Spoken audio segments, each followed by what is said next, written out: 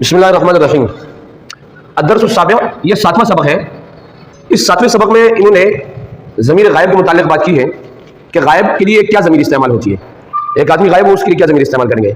वो हू ज़मीर है, ज़मीर मुज़क्कर गायब के लिए इस्तेमाल होता है, और हा जो है, हा ज़मीर जो है ये मुअन्नस गायब के लिए इस्तेमाल होता है। अब कायदा ये बयान किया है कि अगर किसी चीज़ को मुज़क्कर गायब की तरफ मंसूब करना हो तो हू ज़मीर इस्तेमाल की जाती है। किताबुहू, उसकी किताब, कलमुहू, उसके कलम, रासुहू, उसका सर, वजहुहू, उसका चेहरा, अनफुहू, उसका नाक, फमुहू, उसका मुंह, लिसानुहु, उसकी जबान। समझ रहे? लेकिन अगर मुअन्नस गायब की तरफ मंसूब करना हो तो फिर क्या करेंगे? कह रहे हा इस्तेमाल होगा, हा ज़मीर इस्तेमाल की जाती है। और कैसे?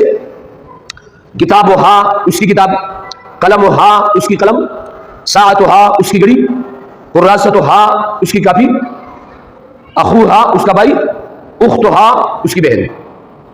हा ज़मीर ये मुअन्नस के लिए जो है इस्तेमाल होगा और हू मुज़क्कर गायब के लिए इस्तेमाल होगा। तो ये आपको जुमल तरीका सिखा रहा है किस तरीके से आपने जुमला बनाना है। मसलन आपने कहा हाज़ा खालिदु, ये खालिद है, वहाज़ा किताबुहू, ये उसका किताब है, वहाज़ा कलमुहू, ये उसका कलम है, और हाज़ा रासुहू, ये उसका सर है, हाज़ा वजहुहू, ये उसका चेहरा है, हाज़ा अनफुहू, ये उसका नाक है, हाज़ा फमुहू, ये उसका मुंह है, और हाज़ा लिसानुहु, ये उसकी ज़बान है। इसी तरीके से हा ज़मीर मुअन्नस के लिए। अब आगे उन्होंने जो है एक प्रैक्टिस के लिए एक लफ्ज़ इस्तेमाल किया है, लिमन हादा। लिमन हादा, लिमन हादा का मतलब होता है ये किसका है। तो अगर कोई शख्स आपसे पूछे लिमन हादल किताब, ये किताब किसका है, हादा किताब महमूद, ये महमूद का किताब है। लिमन राकल कलम, वो पेन किसका है, तो राका कलमुहू, ये उसका पेन है। लिमन हादिहिल कुर्रासा, ये कापी किसकी है, हादिही कुर्रासतु ज़ैनब, ये ज़ैनब की कापी है। बहरहाल ये जो मैंने कुछ पढ़ा है ये मैं आपको बता देता हूँ और इसका ये नक्शा आप समझ लें। हमें चाहिए इस 7वें सबक में आप एक नुक्ता याद रखें।